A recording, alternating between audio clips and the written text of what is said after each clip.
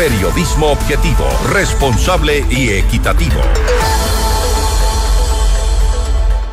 El proyecto de ley urgente de solidaridad nacional que busca reforzar el papel de la policía y las Fuerzas Armadas en su lucha contra las organizaciones del crimen organizado suma respaldos en la Asamblea Nacional para el primer debate que se realizará este viernes 30 de mayo. Vamos más allá de la noticia. Notimundo Estelar en FM Mundo con María del Carmen Álvarez. Nos acompaña a esta hora Carmen Tiupul. Ella es segunda vicepresidenta de la Asamblea y legisladora por Pachacutic. Asambleísta, muy buenas tardes. Gracias por acompañarnos. Le saluda María del Carmen Álvarez. Muy buenas tardes, estimada María del Carmen. Muy buenas tardes a toda la ciudadanía ecuatoriana. Asambleísta, como dije hace un momento, mañana pasa a primer debate en el Pleno de la Asamblea Nacional este proyecto de ley cuyo objetivo principal es luchar contra las economías criminales. ¿Cuál es la postura dentro del partido, dentro de Pachacutic? Tal vez vamos a encontrar un consenso dentro del mismo o vamos a ver esta división que ya se presentó con anterioridad dentro de Pachacutic en la votación. Siempre lo hemos estado mencionando en todo espacio. Hoy por hoy nuestro país necesita que los y las ecuatorianas y mucho más los asambleístas, quienes tenemos las dos funciones específicas que son la de legislar y fiscalizar, lo hagamos en base a un horizonte claro, y en este tema es la de combatir a la delincuencia organizada, al crimen organizado, desarticular estas economías que tanto daño le ha hecho al país. En ese sentido, en nuestra responsabilidad como asambleístas, pues hemos presentado distintas observaciones a la mesa legislativa presidida por la asambleísta Valentina Centeno. Observaciones que hemos estado pues analizándolas, dialogándolas juntamente con varios compañeros legisladores de nuestro bloque Pachacutic, pero también con la ciudadanía. En ese sentido, debo manifestar que gran parte de nuestras observaciones han sido recogidas e incorporadas en el informe para primer debate, y por ello, pues el día de mañana estaremos también tomando la palabra para que pues se dé a conocer nuestra postura. Y lo que sí hemos manifestado es que si de pronto en el primer informe hace falta ir modulando algunos temas pendientes, pues lo haremos, porque ya para el segundo debate necesitamos que el informe justamente tenga el enfoque necesario, que es justamente la de combatir al crimen organizado. ¿Cuáles son esos puntos pendientes que menciona usted en este momento y que deberían también ser analizados y que han sido observados por parte de ustedes? En primera instancia, en el artículo justamente 9 del proyecto inicial, se hablaba sobre los grupos armados organizados, pero ahí existía un vacío, porque dejaba muy abierta ese término, no se especificaba a qué se define como grupos armados organizados, e incluso en este mismo artículo existían los numerales 4 y 5 en el que colocaban las palabras y otros grupos de autodefensa. Esas palabras y estos términos preocupaban sobremanera específicamente a quienes hemos venido formándonos en procesos organizativos, a quienes hemos estado en la defensa de derechos humanos, derechos de la naturaleza, todo lo que es los principios justamente de territorios y pueblos y nacionalidades. Por ese sentido, nosotros habíamos solicitado que se elimine este artículo, y en efecto así lo han hecho. Se ha eliminado este artículo y para nosotros ha sido una buena respuesta. ¿Por qué razón? Porque con eso le damos cierta tranquilidad a nuestras comunidades, a nuestras organizaciones, quienes en sus territorios ejercen la seguridad comunitaria. Eso en primer punto. En segundo punto también tenemos otro tema también muy importante, que se hablaba sobre jueces especializados, y ahí lo habíamos dicho. El hablar de jueces especializados generaba una duplicidad de funciones, dirígale yo, para el Estado. ¿Por qué razón? Porque hoy por hoy tenemos el Consejo de la Judicatura, que es el ente rector que designa a los distintos jueces. En este caso, nuestro planteamiento era claro, ¿no? Que si el Consejo de la Judicatura designa a jueces penalistas, pues que sean la misma institución quien capacite, quien especialice ¿Para qué? Para que de alguna manera justamente se ahorre incluso recursos económicos al país, porque sí lo hemos dicho, no necesitamos que exista mayor incremento de servidores, al contrario, optimizar recursos, optimizar tiempos, y por ello ya en este informe hemos observado cómo se ha acogido nuestra propuesta e incluso colocan tiempos, ¿no? En 60 días el Consejo de la Judicatura tiene la responsabilidad de capacitar a los jueces penalistas para que puedan tratar estos temas justamente de combate al crimen organizado. Eso es el segundo punto. Un tercer punto también que nos parecía justamente preocupante es hablar de un bloque de seguridad. Y el bloque de seguridad también venía a convertirse como un ente paralelo a lo que ya existe actualmente en la ley justamente que está en vigencia, que es la Ley de Seguridad Pública y del Estado. Porque en esta Ley de Seguridad Pública y del Estado ya se consagra el Consejo de Seguridad. Y si existe un Consejo de Seguridad, no podía crearse otro ente paralelo como es el bloque de seguridad y incluso con ciertas funciones similares. En ese sentido, también saludamos y reconocemos que se ha acogido y este bloque de seguridad ya no existe. Hoy por hoy el Consejo de Seguridad seguirá teniendo sus funciones y justamente para nosotros ha sido muy importante. ¿Por qué razón? Porque no podemos ir de pronto contra algo que la ley o la Constitución ya lo consagra. Eso en este punto. Y finalmente también, mencionar sobre el indulto anticipado. ¿Por qué razón también nos preocupaba este tema del indulto anticipado? Nosotros hemos dicho vamos a apoyar todo proyecto de ley que venga con el sentido de reactivar la economía, luchar contra la corrupción, contra la inseguridad, fomentar el empleo, todo ese tipo de proyectos apoyaremos.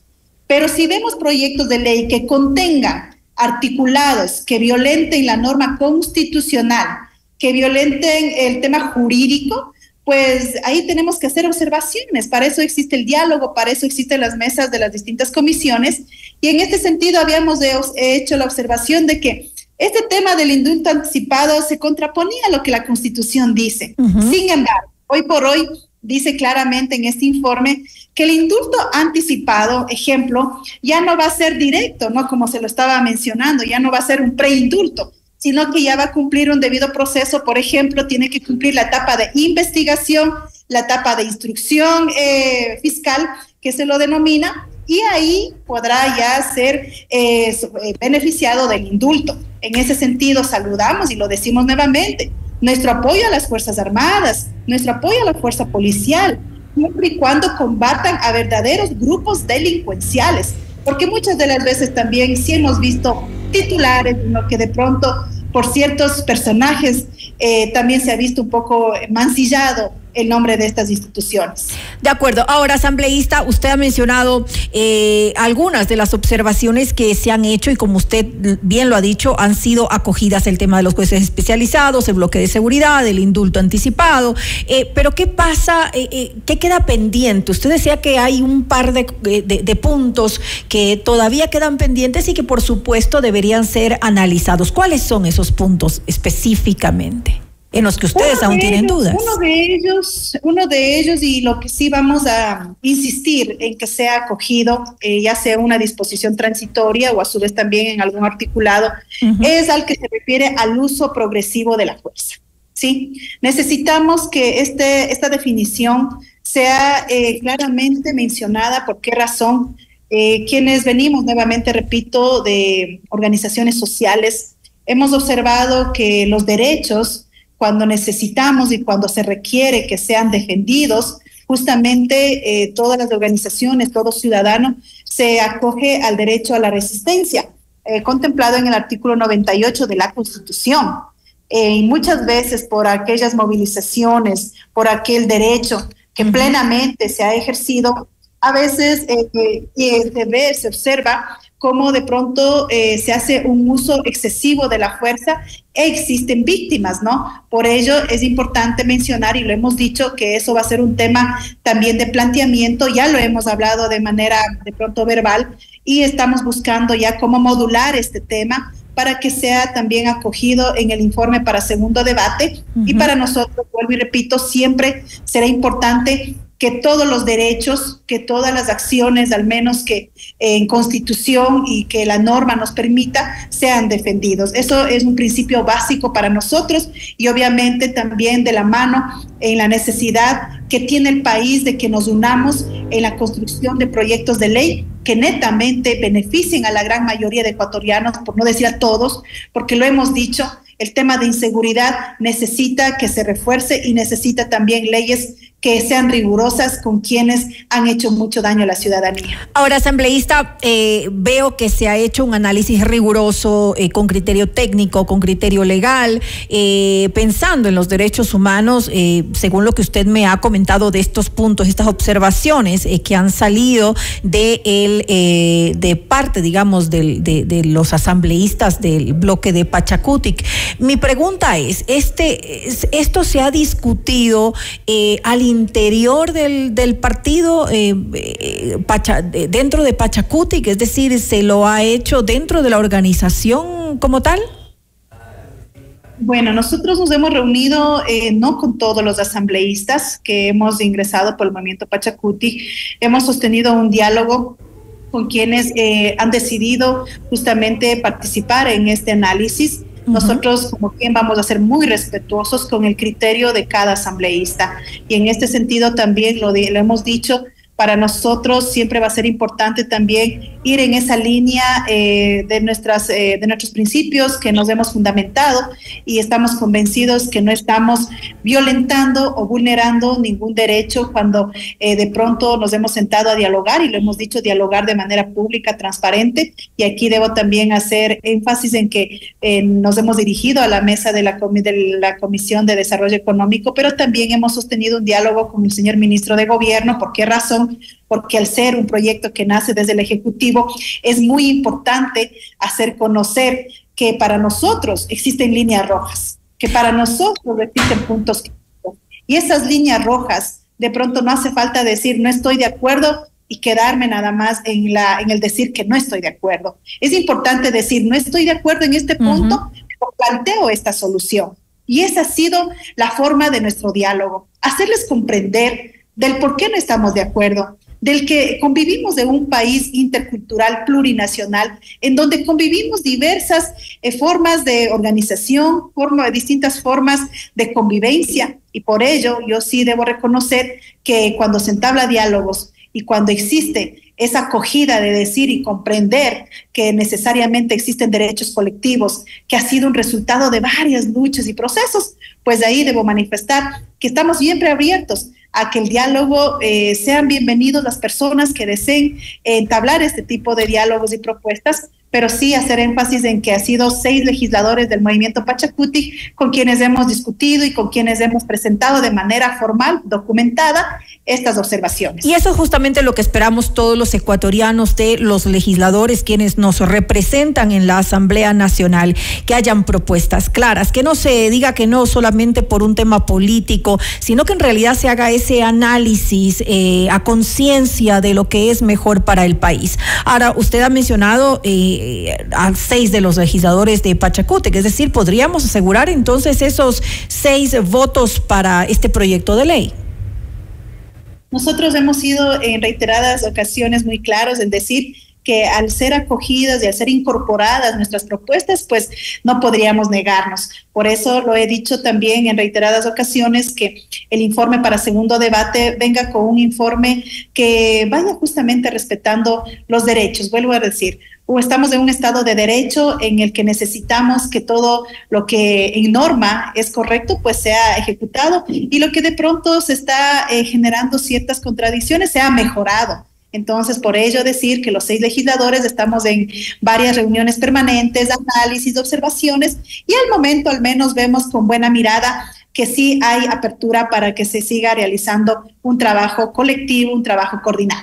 Los otros 3 asambleístas no han aceptado sentarse a dialogar, a analizar este proyecto de ley.